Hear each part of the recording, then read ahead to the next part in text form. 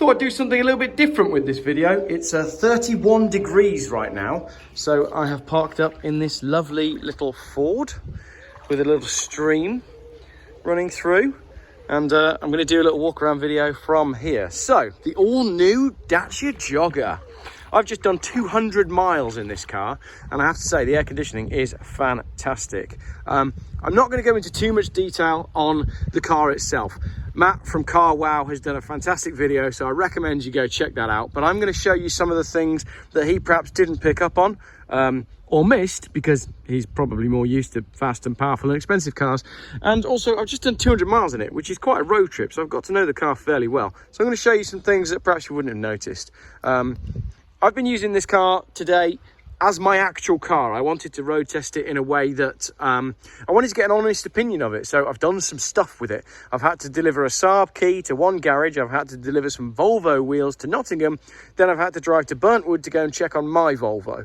So 3 different car related things, all of which I've done in the Jogger. Now, firstly, I've loved it. I've absolutely loved it. It's a little 1 litre engine with it's a 3-cylinder with a turbo, and it's got plenty of oomph. That's one of the things that I found. You can probably hear me splashing around in the water here, which is a different way of doing YouTube videos. I don't think Matt from Car Wow has done that before.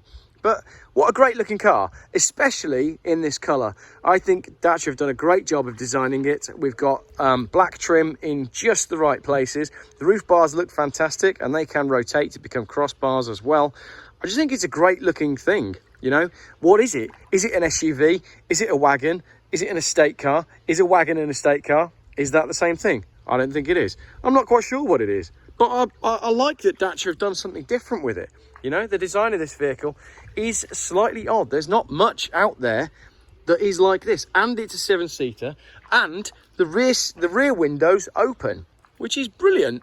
Opening rear windows in the back. So, inside the Jogger, it just did a thing that I think is very cool. It has remote open. So if I walk up to this car with the key in my pocket, it will open. And I was going to do a sort of challenge where I see if I could surprise the car by running up to it and see if it still opens. But I think I'd fall over.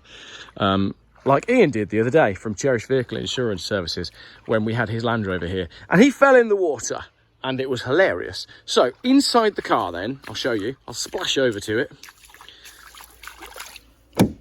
Right, there you go. I was close enough, and then it opened. Right, inside the car, we have my stuff from my day with the vehicle. So there's my shoes, there's my wallet, there's my Volvo keys. All right. I'm not too impressed with the seats, as I said in my video, but a very comfy car. I haven't moaned about it all day long. I really haven't. I've done 200 miles. I was able to get the seat exactly where I wanted it to be. There's somewhere for my arm to go on the window. It's perfect. I like the steering wheel nice and low. The steering wheel you can move in multiple different directions. And I love the finish on the door cards. It's really nicely put together. As I said in my video, even though it's just a slab of plastic here, it's nicely designed. It's elegant. It's well put together. Say hello for YouTube. Hello. I got an audience here. So inside we've got the vents really nicely designed with a nice little bit of chrome on the top as well. Good, elegant shape. Everything's put together. Everything looks like it is where it should be. Look at these dials here. Lovely. Like, this is a cheap car, but you know, aluminium finish. It's all very sports car. If I was going to complain about something, I don't really like the infotainment screen. But obviously I was going to say that because I don't like touchscreen. I never have done. The base model only comes with a little clip that sort of flips up and you put your smartphone on it. I'll see if I can drop a video in. I prefer that. The sat-nav has been interrupting me incessantly all day long. But I don't like built-in sat-navs. I don't like touchscreens. I know that's the way modern cars are. But obviously this is Jeff Buys Cars, you know. You know I don't like that stuff. I don't like push-button start. I don't like that it has a remote key. But I like playing this game with it, where I walk away and it just nicely locks itself. There you go. Now I'm going to walk back to it. It's like it's my friend. Should we surprise it? Let's surprise it. See if we can surprise it by walking up, and then it'll open. Ah! You can't beat the car. It's too fast at doing that. Right, it's locked again. Now it's unlocked. In the back, we have a child seat and some roof bars for a Volvo 850. which is broken, but that's another video. There's plenty of space in there. I won't go into details on it. There's other videos that tell you just how much space there is in the back of a Dacia Jogger. Nice door bins. Look at the size of that. That's a great place to leave, you know, balled up tissue paper and chewing gum and lollipop sticks, which will be brilliant. Manufacturers, car manufacturers, please stop putting big door bins in the back of cars, because it's us that has to clean them out, okay? I'd rather the kids just pass their rubbish forwards. Trays on all models, even the basic one, absolutely brilliant. You need those. In the boot, there's not really much of a boot when you've got the rear seat conversion up, but this is a very cheap 7-seater. The rear seats do come out as well. You can just take them out completely. If I was going to complain about something as a dad, and I know what children are like, these feel quite delicate. So it's obviously made of fairly good quality metal, but I just wonder how long this mechanism is actually going to last. It's a very small little tab on that. I noticed that straight away. I was like, that's going to break. So that's one thing, but generally, very impressed with the Dacia. I think you have to have it in this colour.